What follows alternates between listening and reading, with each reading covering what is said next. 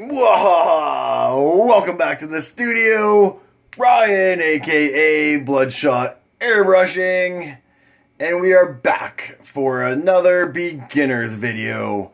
As promised, if you watch the update, the camera's rolling, so we gotta get this channel flowing, get some more videos going, and keep the balloons a-blowing?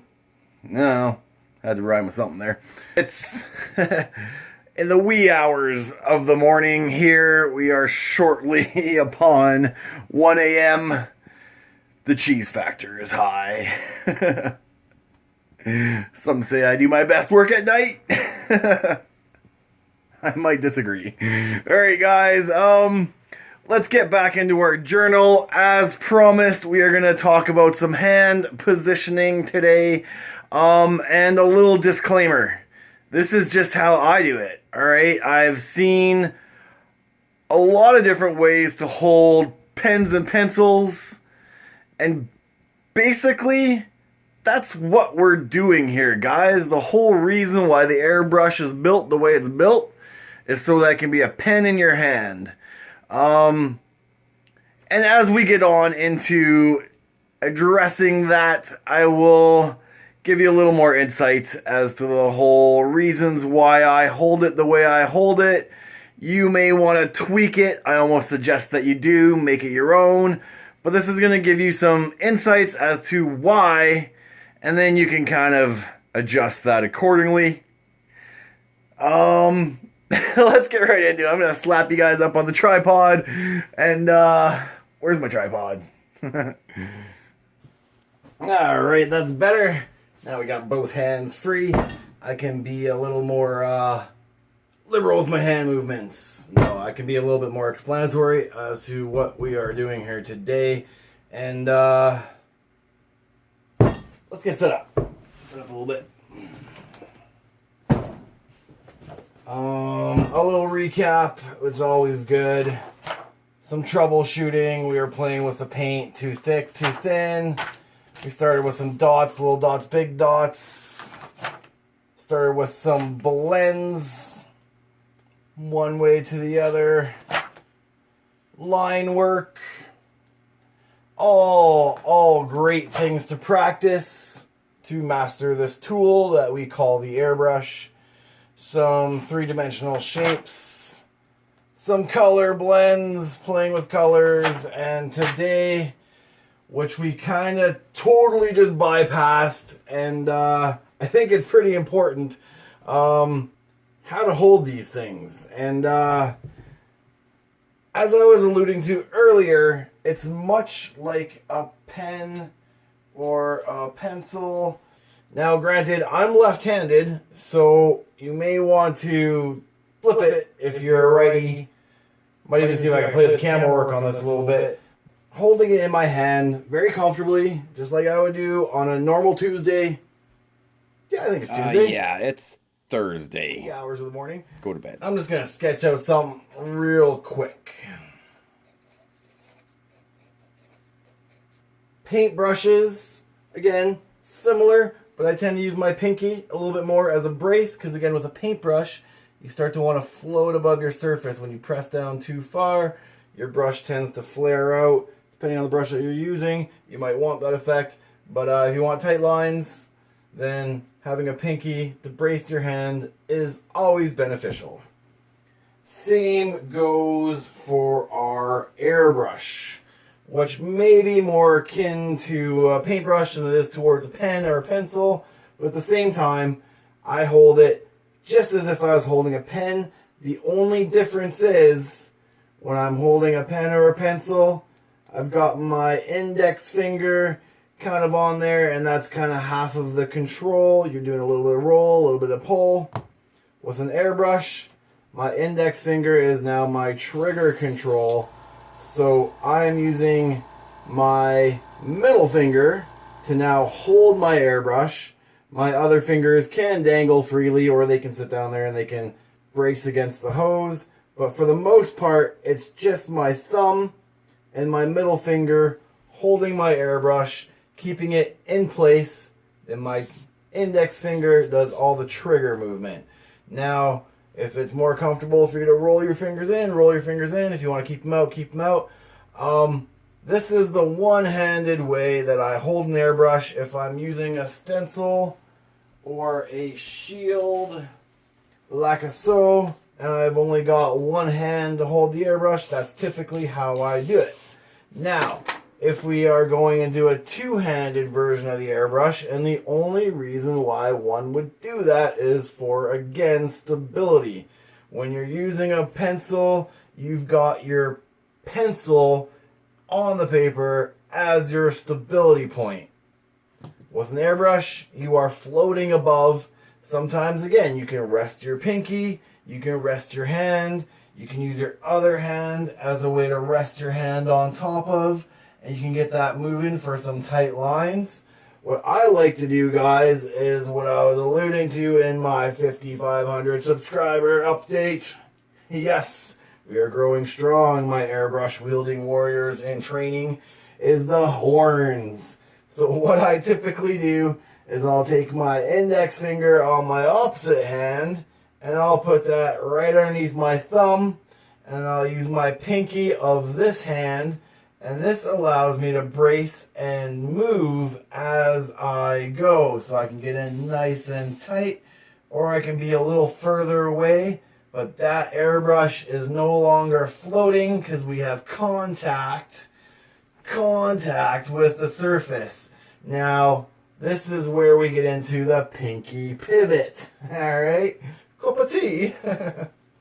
So when you've got your pinky braced down there, this is going to allow you to do a lot of different kind of movements, all on how you're moving your pinky. Alright guys, so you can do nice straight lines, you can do circles, you can do tight little circles, you can do tight little lines, but having that pinky contacting that surface, just call it the hang loose, man. Hey, you hang loose. Alright. So I think that pretty much tackles, again, how I hold the airbrush. I have seen other people where they hold it and they use their thumb, and you might find that's easier. I'm struggling. I'm struggling with it to use the thumb for the trigger. I've always found it's just natural to hold it just like you were holding a pen. This is the reason why these things are built in the shape that they are. And I have been asked a few times, I did address this in my equipment video, I do not run the back housing of this brush. And the only real reason why I do that is because in the hours of spraying that one does as an occupation, I have to repeatedly loosen my needle clasp. I will take that out just a little bit, and I will allow paint to flow through that. That will remove any dried paint that builds up in the bottom of the cup. It may have came out straight out of the bottle and collects down there. As you're spraying, paint will dry up in the needle nozzle chamber, so that will clear that up as well. And if you have that back housing, it just makes it really hard to access this part of the brush. I also found it's kind of a nice balance to have a little top heavy. You may disagree. You may find that it's balanced better with the back handle on there. This is just how I do. I hope it works for you. Another thing that I did kind of talk about in some of my other videos is I will sometimes wrap the cord right around my arm, and this gets it right out of the way so it's not dangling. Sometimes when you're spraying, you can have this cord rub up against your piece when you're not paying attention and give you a bit of a mess. So that's another thing I like to do, is the wrap around, and that just gets that cord out of the way. So now that we've addressed holding it, I think trigger movement is the next thing that you guys probably want to focus on. So once you're comfortable with this thing in your hand, now moving that trigger is the next big thing. Sorry, I had an eyelash there. Bugging my face. Alright guys, so once I have my brush, my trigger finger is going to be pushed down You can see how it goes from a nice bendy finger to like almost reverse camber. It's because for the entirety of my spraying, I have my finger pushed down with force. It's actually bending my finger reversely. And that force, me pushing down on that trigger, is actually what allows me to get these micro movements. So because I'm pushing down with force, when I'm pulling back, I'm just pulling back ever so slightly. Guys, this brush has the capability to go back all the way to there. I hardly ever do that unless I'm basing something big areas, and in that case I'll hold the brush a little differently. We'll get into that a little bit later. Alright guys, so when I am running my airbrush for 88% of the time, I have my finger reverse cambered, bent down there with force, so that that trigger movement back and forth becomes a little easier to keep it micro movements. I hope that all makes sense. It makes sense in my brain. I hope it makes sense in yours. Alright guys, now that's enough talking about that. Let's get on to the paper and let's start spraying so you can see what I'm saying. I think today we'll use an emerald green. This is an old Createx Auto Air. Man, this bottle has gotta be a decade old at least, which is a good indication as to the shelf life of these paints. One drop will do, and a little bit of thinner. Not taking any measurements, guys, just need some thin paint. Let's say 7-to-1-ish. We can test that and see if we're getting a nice spray. I'm going to say that's working quite well. So again, guys, got my brush comfortably in my hand. I've got my finger pressed down for my air with force to allow for just the tiniest movements of that trigger. And stability, I've got my other hand in here with my pinky pivot so I can get in here and do some sweet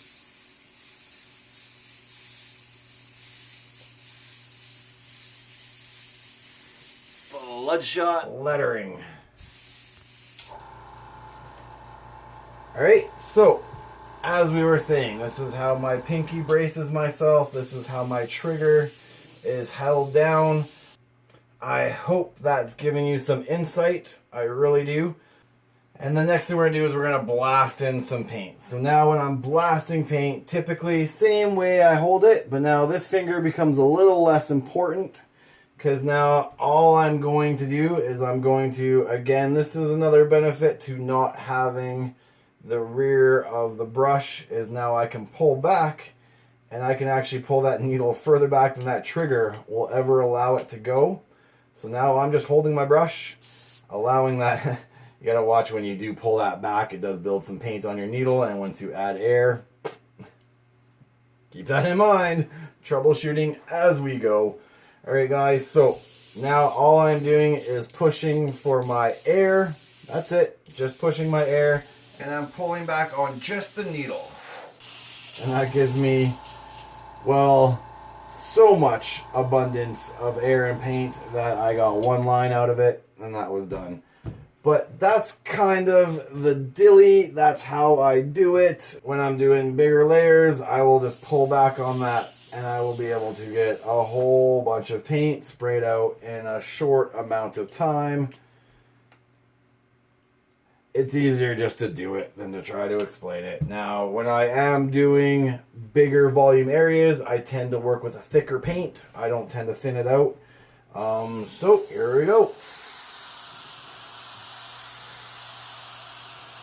So as you can see, the coverage power gets on there nice and quickly.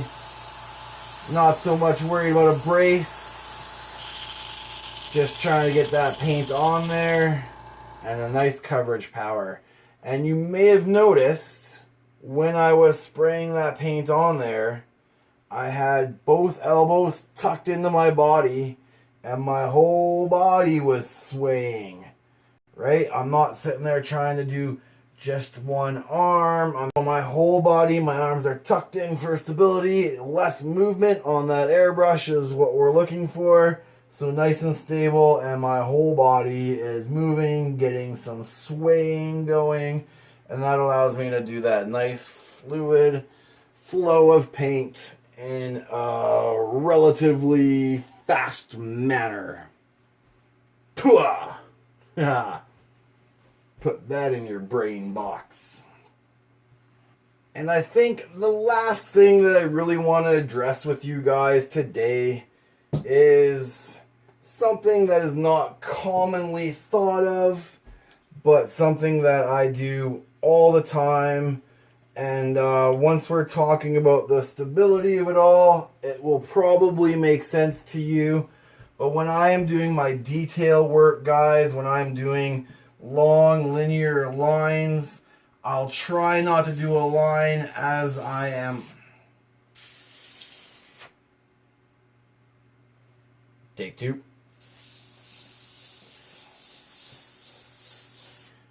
I try not to do a line as I am talking or as I am breathing, because every time I breathe, all my chitter chatter, that whole movement of the jaw, of the lungs, is transferring into my airbrush. So when I am trying to do long linear lines or even tight little details in one little spot, and I don't want to deviate from that little spot,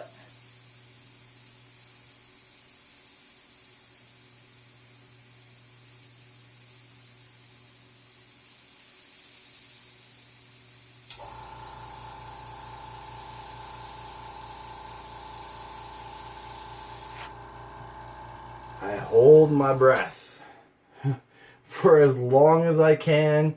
If I need to take a breath, I will stop and then breathe and then come back to spraying. And this is kind of the whole Zen thing about airbrushing, guys, is it is very much a calming of the breath, a calming of the mind, and just allowing that paint to flow onto your paper. So again, breathe with me.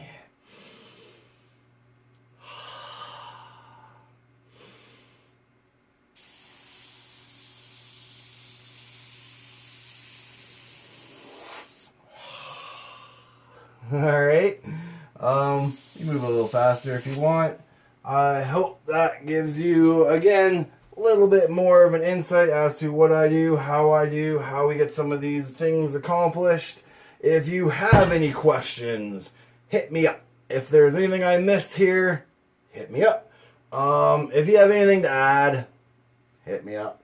And I think we're going to wrap this one up there. I think that gets you guys going. I think. Who knows for sure. And while we're here, guys, at the end of a day, I just take my cleaner and a raggedy old paintbrush, and I just run that around the inside of the cup, cleaning it as best as I can. I've got a garbage can over here in the corner, and I just dump that paint into there. Couple quick runs with some paper towel to get any excess paint off of the sides. One or two more flushes. And that's how I clean my airbrush. I hope you guys saw that. I hope that was on camera. And I hope that furthers you along in your airbrushing journey. Feel free to drop me a line. I always love to hear what's going on in your mind. And until next time, like, follow, subscribe. Thanks for coming along for the ride. Cheers. Pinky pivot. And feel free to slide on by the BloodShot merch page and pick yourself up a uniform. And let me know what you want for future beginners videos. And we've got the airbrushing hacks to check out and project tutorials. And tell the world the BloodShot Army is here to spray.